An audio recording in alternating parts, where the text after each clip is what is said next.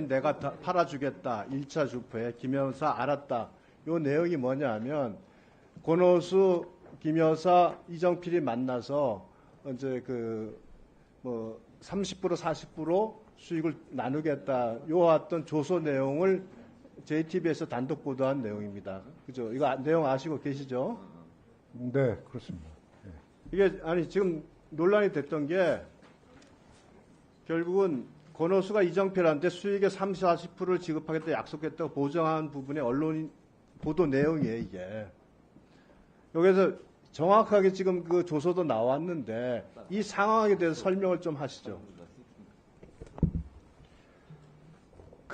저희가 수사 결과에서 말씀드렸듯이 이 사건은 이제 권오수 회장이 가운데 있고 왼쪽에는 시세조정 사범들이 있고 또 오른쪽에는 초기 투자자들이 있습니다. 그래서 시세조정 사범들이 물량이 필요하거나 할 때는 권오수 회장에게 부탁을 하고 권오수 회장을 믿고 있는 초기 투자자들이 권오수 회장의 권유에 따라 주식을 빌려주기도 하고 주식을 매매하기도 하고 이제 이런 사안으로 저희는 판단을 했습니다.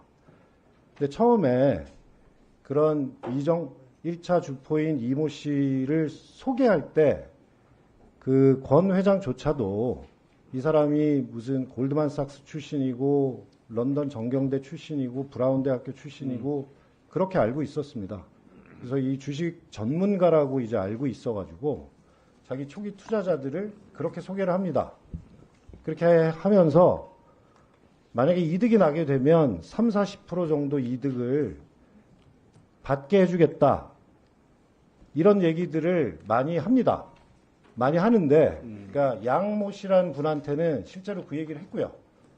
그러니까 원래 5대 5였는데 내가 7대 3으로 바꿨다. 뭐 이렇게도 얘기를 하다가 그런 걸 부담을 좀 느끼면 아이 그거는 신경 쓰지 마라. 그거는 내가 나중에 적절히 알아서 할게라고 하면서 결국은 제대로 약정을 하지 않습니다. 근데 이 사건 피의자의 경우에는 언론에서는 요 내용을 가지고 또 민주당 의원들도 결국 이것이 이렇게 하는 것이 원금 보장하고 수익을 준다고 하는 것이 그 주가 조작을 하려고 전혀 그렇지 않습니다. 전혀 그렇지 않습니다. 전혀 그렇지 않단 말이에요. 전혀 그렇지 않고 그 피의자를 만났을 때는 처음에 아까 이 기자분이 말씀하시듯이 그 자리에서 이 얘기가 나왔다 이렇게 하다가 법정에 가서는 지금 생각해 보니까 그 자리에 피의자가 있었는지 기억이 잘 안 난다 이렇게 했고요. 저희가 명확하게 하는 차원에서 다시 조사를 하니까 그 자리에는 없었던 것 같고 그 권 회장이 나한테 그런 얘기를 했다. 그리고 피의자도 내가 왜 30, 40%를 그 사람한테 주냐. 혹시 맡겨서 이득이 나면 어느 정도 뭐 이득은 챙겨줄 생각은 있었지만 30, 40%를 줄 생각은 없다. 이게 조사 결과입니다. 예, 진술이 번복됐고 요때 이렇게 해가지고 소위 권오수 회장과 깊은 신뢰관계를 가지고 있는 김 여사가 그 신뢰를 가지고 그 이정필이한테 한 10억의 그 계좌를 1인 매매를 시킨 거죠, 이렇게. 그렇습니다. 그 이후에. 그렇습니다. 네. 여기 지금 또 민주당에서 주장하는 것이 이 부분이에요.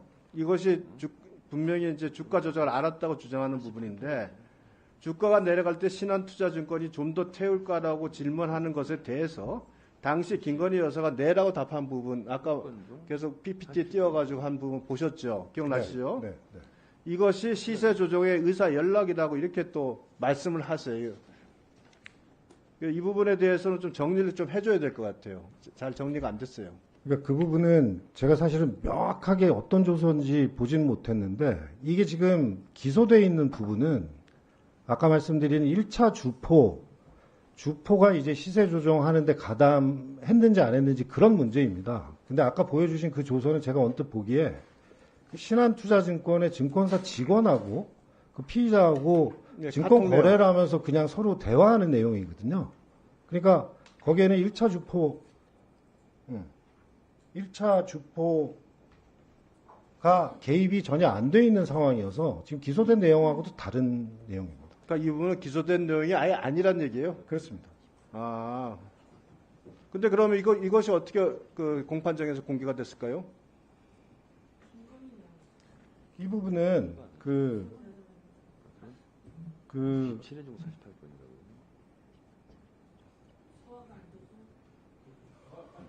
아니요. 서영교 의원님, 4선이세요.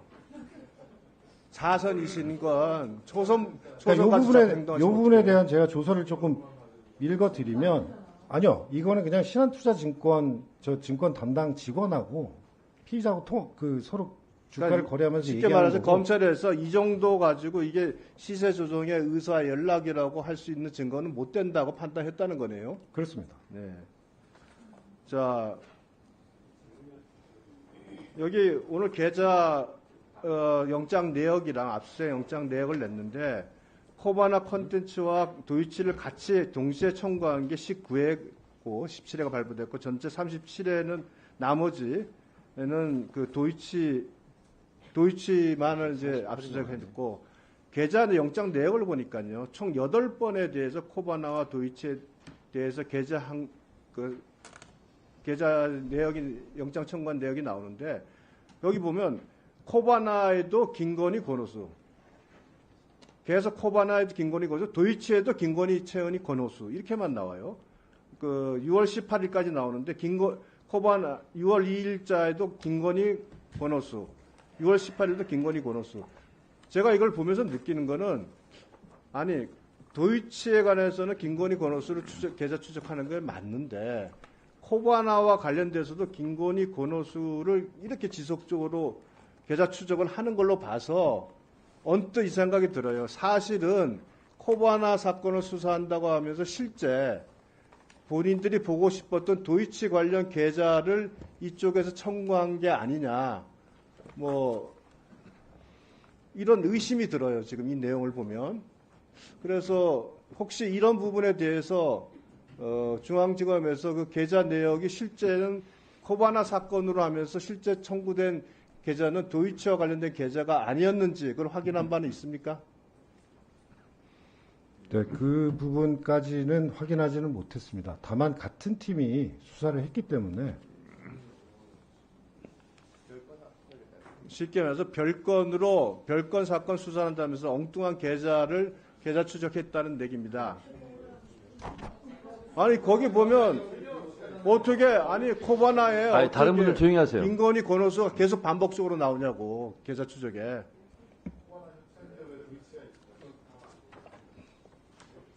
자 여기